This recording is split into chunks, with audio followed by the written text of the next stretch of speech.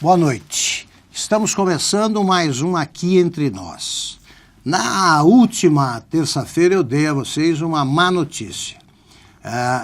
O Guzzo, Zé Roberto Guzzo, com quem habitualmente eu converso às terças, iria ficar um tempo na Europa, algumas semanas. Mas eu compenso essa informação desagradável da semana passada com uma ótima notícia que eu dou agora.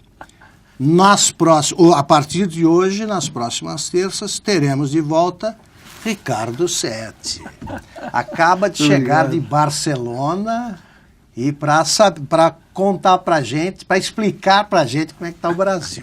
Tudo bem, Ricardo Sete? Tudo bem, meu irmão Augusto Nunes. Você passou quantos meses lá? Já desde maio, né? Quase 5 meses. É uma responsabilidade substituir o Guzzo, né? Porque com aquele bom senso, com aquela palavra muitas vezes ácida, com aquele desassombro, né?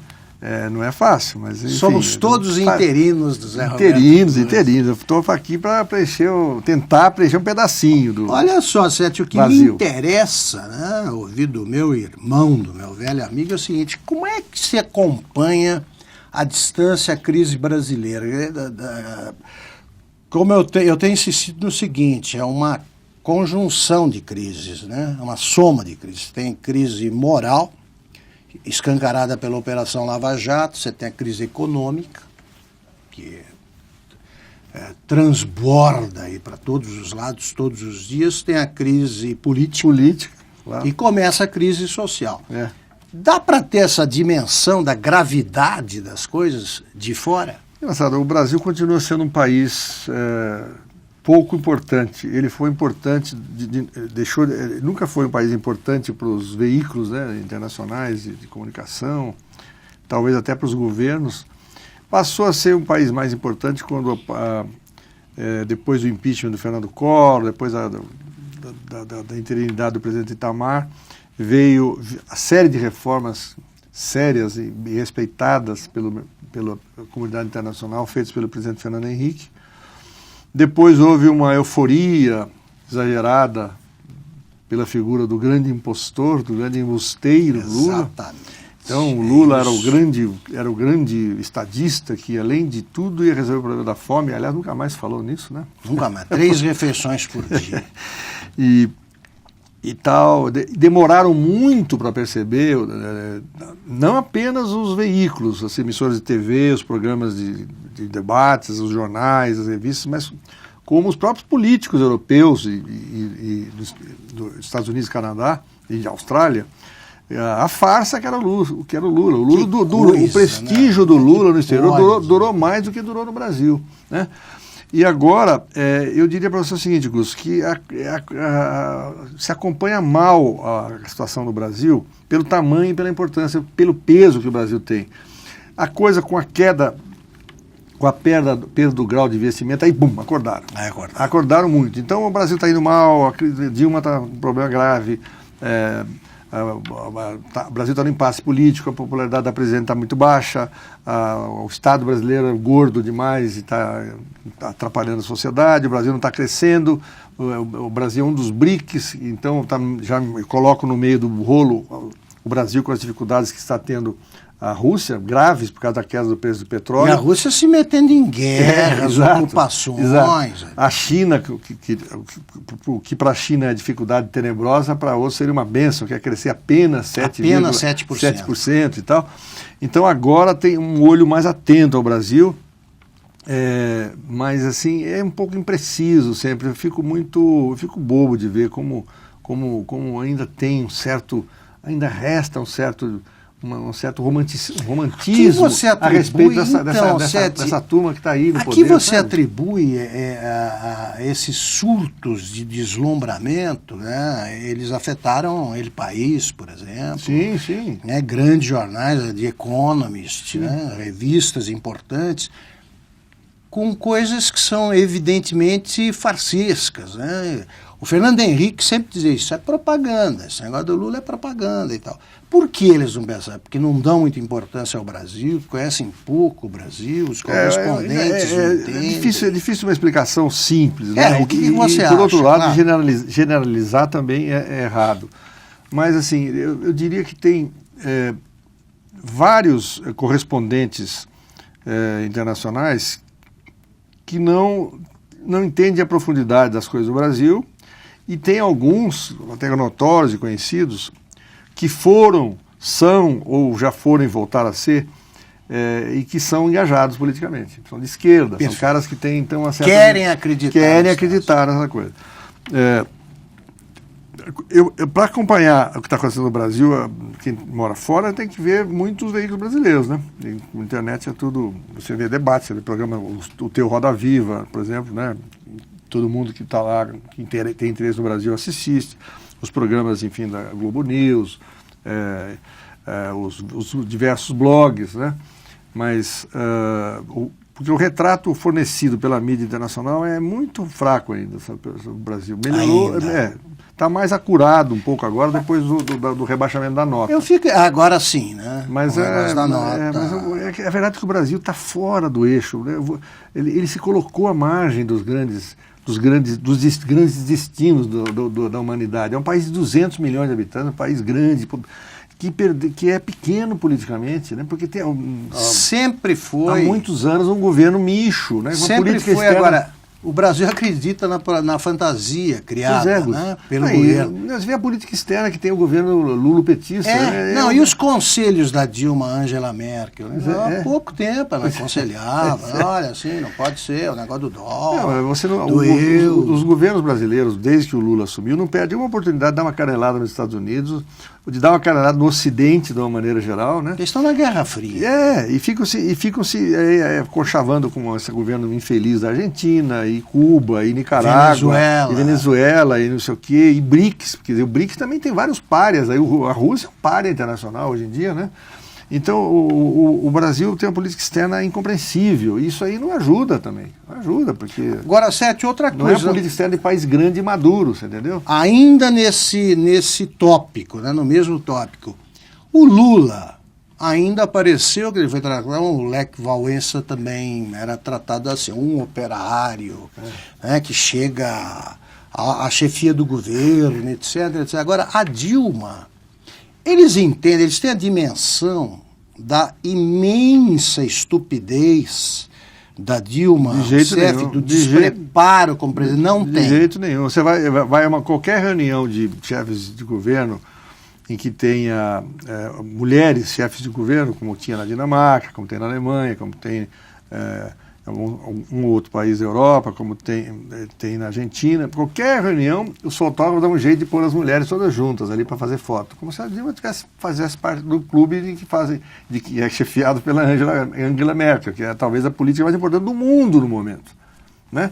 Porque o papel que a Alemanha está exercendo nessa crise dos refugiados é uma coisa admirável, né? Enquanto os Estados Unidos, que são responsáveis pelas guerras que estão afastando esses refugiados todos, praticamente todos os países dos Estados Unidos tiveram metidos, Afeganistão, Iraque, ajudou os rebeldes sírios contra a ditadura síria, ajudou a derrubar o Gaddafi na Líbia. Toda essa gente está fugindo de guerra, os americanos estiveram envolvidos. E os americanos ficaram quietos um tempão. Agora tem um projeto de receber 100 mil refugiados, seguindo uma tradição que fez dos Estados Unidos o colosso que são. Mas a Angela Merkel vai receber esse ano 800 mil imigrantes. Extraordinário, né? E o vice-primeiro-ministro, que é um social-democrata, porque lá é um governo de coalizão, é uma coisa rara, né, acontecer, na Alemanha não, mas é raro acontecer, o principal partido conservador está aliado ao principal partido de centro-esquerda, é uma coligação entre democratas cristãos e social-democratas na Alemanha. O vice-chanceler, que é social-democrata, diz que não apenas os 800 mil que virão esse ano, mas como a Alemanha tem condições de absorver durante vários anos 500 mil por ano. Isso é um banho de humanidade, de tudo, e de sabedoria, Gus, porque pelo seguinte, a Alemanha, como quase todos os países da Europa, e está acontecendo em outros países também que estão crescendo e evoluindo, está com crescimento populacional estacionado ou negativo. Então esse fluxo de gente que vai chegar, embora tenha seus riscos, pode ter gente ligada ao islamismo radical no meio e tal, ínfima minoria, mas pode ter, essa gente vai renovar a população, vai revigorar a população. Na Síria, por exemplo... Que interessante. Esse fenômeno demográfico, Ele é provocado porque os casais deliberadamente têm menos filhos. Exatamente. É raríssimo um casal europeu que tenha mais de um, dois. Mais de dois multidão. É multidão. Então, o problema demográfico afeta a Itália, a Espanha, a Alemanha, os países nórdicos, a Holanda.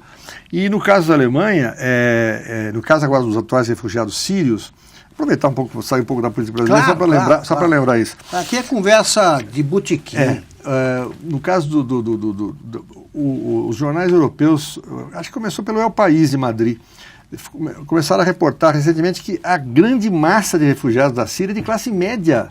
Não é gente miserável, média, desesperada. São engenheiros, médicos, professores, enfermeiros. Então, a Alemanha... Pela impossibilidade, tangidos pela impossibilidade de viver lá e trabalhar. Bomba restaurando, gente morrendo, guerra para todo lado. Então, essa gente está querendo construir uma nova vida. E o filósofo francês Bernard-Henri Lévy escreveu um artigo maravilhoso, dizendo o seguinte: calma lá, gente, tem gente que conta, pessoas que veem com maus olhos essa ola de refugiados, né? Essa turma quer vir para cá porque gosta dos nossos valores, quer ter a vida que nós temos, claro. Querem ser livres. Claro. Então, eu tenho uma continha no Twitter, eu ainda brinco um pouco ali, eu parei de fazer a minha coluna, mas no Twitter eu tenho estado ativo. E eu percebi muita animosidade contra os imigrantes. Os Estados Unidos cresceram, mas foi com imigrante europeu, não é com essa turma aí e tal. Eu falei, tratam todos como se fossem terroristas. Aí eu disse o seguinte: vocês sabiam que o Steve Jobs é o filho do imigrante sírio, por coincidência, sírio, que foi adotado por uma família americana. Não sabia. O Steve Jobs. Quase não fez nada. Não fez nada. Steve Jobs, não. Então quer dizer, é a qualidade humana muito boa. As pessoas são, né, vão ser os futuros deputados, os futuros presidentes de empresas. E nós somos descendentes de imigrantes, como é que a gente pode ser contra? Claro, mas isso no Twitter, gente brasileira falando, não, para nós esculhambando. O Brasil é um país feito de imigração, né? Então a Alemanha está sendo, ao mesmo tempo que generosa, limpando completamente a imagem que ainda podia ter da Segunda Guerra Mundial, não apenas generosa, como sábia, porque ela vai voltar a ter um bom crescimento populacional, com gente qualificada, e também fazendo uma sociedade mais multicultural, diferentemente do horror que estão fazendo alguns governos, como o governo da Polônia, racista visivelmente, dizendo que não aceita muito pouca gente, pondo condições, assim, tem que ser cristão, só falta dizer, tem que ser branco, né? Quer dizer, ao passo que a Alemanha, que era tido como um país rígido nessa questão, está virando um país multicultural. E tornando ainda mais absurda a era nazista. Sim. Estão enterrando esse cadáver. Claro. É um país multicultural, está virando um país multicultural, porque isso enriquece. Alguns dos melhores cineastas alemães, escritores alemães, atores alemães, são turcos de origem. Aliás, são muitos. São muitos. Turcos, né? Claro, tem o Fatih Akin, por exemplo, que é um dos melhores diretores de cinema que eu conheço hoje em dia. Ele é um alemão de origem turca. Jogadores de futebol, um craque maravilhoso como o Ozil, meio campo, que jogou no Real Madrid, jogou na seleção, é turco de origem. Também. Né?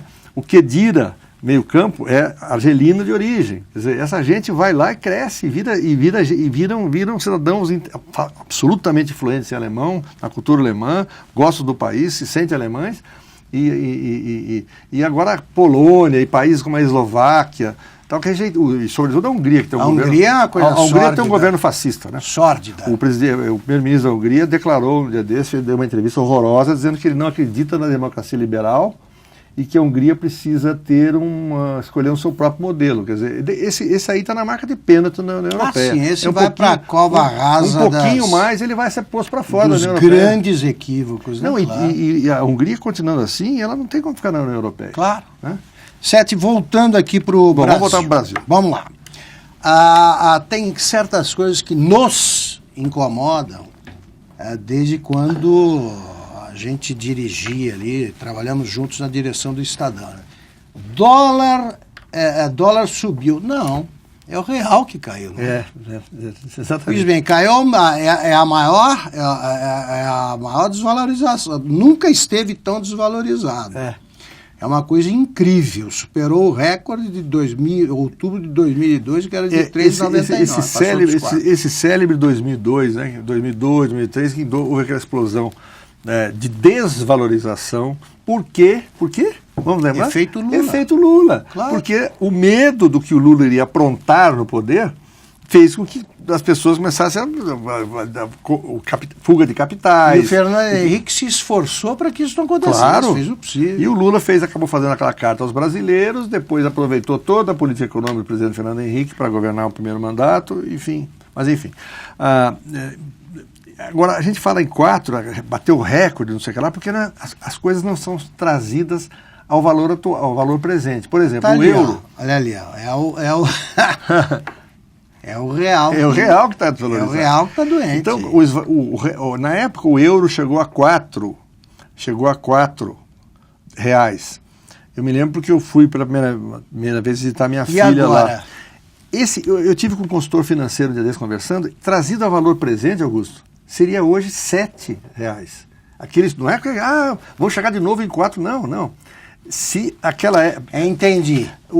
Aqueles 4 equivale a 7, quer dizer que é possível que cheguemos a 7, se a coisa continuar feia. Claro, e o dólar a 6,5, Deus me livre, mas é possível. Agora, tudo isso é produto de um desgoverno, é produto de uma presidente incompetente, de um governo horroroso, um Estado gordo e inoperante, dessas dúvidas sobre se a presidente vai ser empichada, se ela vai renunciar, enfim, e que alguns idiotas, aí, como você estava lembrando antes do programa, falam em golpe, como se houvesse... Não, golpe não existe. Ciro Gomes. Chegou quem faltava. Ciro Gomes é golpe. O que é golpe? O que exatamente é golpe? Eu não sei, porque foi o que ele fez com o Collor. Ajudou a fazer, o Lula... Não, essas pessoas que vão dar o golpe, como alguns blogueiros acusam, têm forças armadas próprias, têm exércitos... Nada. Porque golpe é você atentar contra as instituições, ela via armada. Não aplicar um instrumento constitucional. Não, exato, pô. Não, aliás, o Ciro Gomes está certo, porque eu até vou registrar. Assim, não vai haver golpe, pode haver impeachment. Sim. Não tem nada a ver com golpe. Ele tem razão, ele falou que não vai haver, ele disse que não vai haver golpe. Exato. Não vai mesmo, Tem claro razão. que não vai haver. Não tem como, não vai. As Forças Armadas vão cumprir o seu papel constitucional. Se houver um impeachment, vão estar do lado do novo presidente. E você, vendo as coisas do exterior, o que você acha que vai acontecer? Assim, as coisas vão se agravar em relação ao impeachment na quarta-feira agora, né? Porque o Eduardo Cunha, presidente da Câmara, ele planeja rejeitar os pedidos de impeachment em sequência até chegar ao que avalia ser o mais robusto, mais bem feito, assinado em parceria por Hélio Bicudo e Miguel Reale Júnior. Que dupla fantástica, hein? Velho Hélio Bicudo, fundador do PT. Miguel Reale, que se opunha ao impeachment até recentemente. Me lembro. Convencido. Ele esteve aqui, inclusive, isso né? Aí, esteve aqui. Veja, o doutor Hélio Bicudo, que foi fundador do PT e teve a dignidade de romper com o PT a certa altura, que viu que a coisa desandava, e o Miguel Reale, que é um homem de bem, que é um grande jurista. Bom, isso significa que o Eduardo Cunha vai dar curso a esse pedido de impeachment. Eu não sei o que vai acontecer, porque nenhum de nós tem bola de cristal, mas a gente vê outra anotação feita pela nossa produção, de que o PMDB se recusa a indicar novos ministros de Dilma. O que é uma coisa espantosa. Isso o PMDB não indica. Imagina, o PMDB está tudo combinando para um cenário, não sei se agora, se de imediato, mas é óbvio que tem uma boa parte do PMDB que quer ver o impeachment da maneira menos traumática que for possível, porque quer ficar com o presidente da República, que seria o Michel Temer. Claro. Né? Quer dizer, que assumiu o poder. Imagina ganhar um governo sem precisar fazer essa coisa chata e complicada que é a eleição. Só que a carga é muito pesada. Quer dizer, aí tem que. Eu não sei como eles vão medir, porque o país está num estado em que as medidas que precisam ser adotadas têm que ser de uma grande coragem e são medidas altamente impopulares. Né? Precisa ver até que ponto o PMDB está disposto a ter o poder e o seu contrapeso. Agora, para isso, Sete, é o seguinte, né? Se você deixa a coisa como está, você só tende a piorar. Aí também você vai assumir um país... pior ainda, né? Pior ainda. Hoje... E este governo, só para completar, desculpe, O Lula disse, não, mas a Dilma tem 4 anos, ela assumiu por 4 anos, então precisa esperar. Não, ela está no 5º ano do governo. Ele produziu a crise que ela agravou. Sim. E eles fingem que a coisa está começando. Então esse governo não tem nenhuma, não haverá trégua. Eles não tem aqueles 100 dias de não trégua pode haver, não que pode haver trégua. qualquer outro governo, até o do Temer, terá. Exatamente. Quer dizer, o diretor da Veja estava conversando com um grande empresário, muito experiente, muito conhecedor dos meandros da economia brasileira e tal.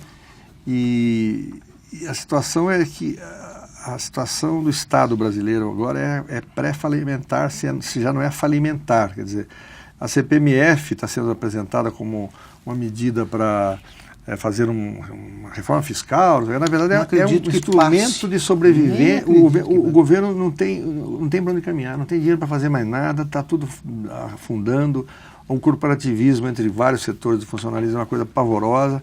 O retrato que essa pessoa traça, uma pessoa com 40, 50 anos de vida empresarial, é o que está por detrás de toda essa crise aí. Né? O Estado brasileiro é um Estado inviável hoje em dia. Né? A carga tributária já é tão grande, se vem CPMF, depois vão precisar mais disso, mais aquilo, porque só se faz ajuste subindo imposto. Reabertura de cassinos, eles pensaram. Estão pensando em tudo. Vai fazer o Brasil ter uma carga tributária que nem a Coreia do Norte, comunista, tem. E o país não anda assim, ninguém vai investir. Depois nós chegamos numa situação tão absurda, Augusto, que, o PT vai rever todos os seus conceitos e vai partir para a venda de ativos. O principal ativo aqui é a Petrobras.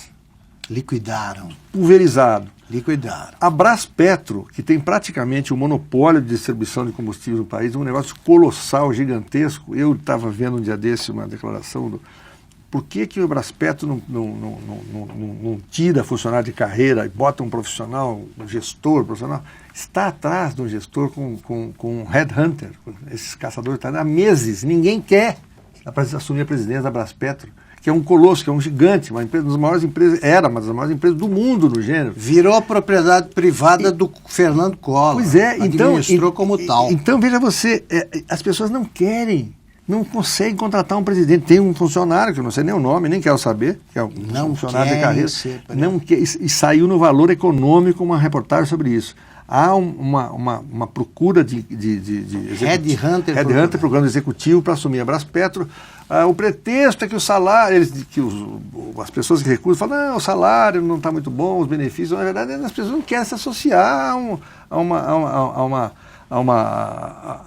uma empresa manchada, que também do Grupo Petrobras. Então, o governo não tem nem ativos para vender, não tem o que vender, não tem onde fazer dinheiro. E vai tirar mais da sociedade? É uma situação catastrófica. E se o PMDB for herdar isso, ele precisa ver o que vai fazer com isso, porque não adianta, como diz você, para ficar tudo como está, só mudando a Dilma pelo Temer. Aí não adianta nada, vai ter que fazer crise nunca vista no país. O que fez o Itamar quando assumiu a presidência depois do afastamento do Collor. Chama os ministros competentes, faz o ministério competente, porque esse ministério é o pior da história. Não, esse ministério é grotesco. E aí porque o povo precisa ter um horizonte. O que a gente sente aqui é que você não pode fazer cálculos, por mais pessimistas que sejam, você não pode fazer cálculo nenhum. Assim, os ingleses falam, em 2018 estaremos bem. Aqui não tem um horizonte. E depois é o seguinte, as pessoas não têm mais em quem confiar, né? Então, se houvesse você mencionou o presidente Itamar, que o presidente Itamar era um homem com alguns defeitos e algumas qualidades. Agora, ele era um homem de bem. E a uma certa altura, ele teve uma enorme coragem de através do depois presidente Fernando Henrique, fazer uma reforma econômica radicalíssima e ousadíssima, que podia não dar certo. E que deu um resultado espetacular e a coisa foi, quer dizer... as circunstâncias eram diferentes das de hoje, o país não estava tão mal como está hoje, mas estava saindo de um governo desastroso, catastrófico, que é o governo Collor. Popularidade maior que a da Dilma, né? Mas enfim. Então, um governo que assumisse no lugar do governo da presidente Dilma precisaria ter algum tipo de grande mexida, de grande ousadia, de uma proposta de grande ousadia que desse isso que você disse, que você mencionou, que desse um horizonte de esperança para as pessoas. Perfeito. Mas uma reforma para valer. Agora, essas reformas são duras, são penosas. Você vê, os governos europeus que são ricos passaram essa crise toda aí cortando benefícios. A crise é nossa, né? Esta crise brasileira nasceu aqui. Nasceu aqui. Cresceu aqui. Os europeus não têm nada com isso. E ficaram jogando a culpa nos Estados Unidos, na economia dos Estados Unidos que não crescia. É muito mentira. Está todo mundo melhorando, o Brasil indo para o buraco. O problema é aqui. Incompetência. Ricardo Sete, queria aproveitar os minutos finais da nossa conversa para te perguntar o seguinte. O que me chama a atenção no Petrolão, além da disfarçatez, né, desse esquema sórdido, são os números.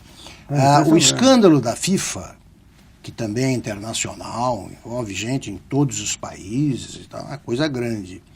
Ele chegou a 150 milhões de desvios apurados. Nós, segundo a Petrobras, já estamos em 8 bilhões. O mundo, os estrangeiros, né, e especificamente os espanhóis, eles têm consciência de que é o maior escândalo da história? Não tem. Queria que você encerrasse não tem consciência. com considerações sobre isso. Não tem consciência, eles não dimensionaram que é um escândalo de proporções mundiais, jamais visto. Com uma única estatal. Com uma única estatal. E o que leva a gente a entender a gritaria que houve com a questão da proibição de doação de empresas para os partidos políticos. Tá. Se o PT meteu a mão em bilhões desse dinheiro sujo, mesmo que haja devoluções e tal, o PT vai ter arcas com as quais nenhum outro partido vai poder competir, né?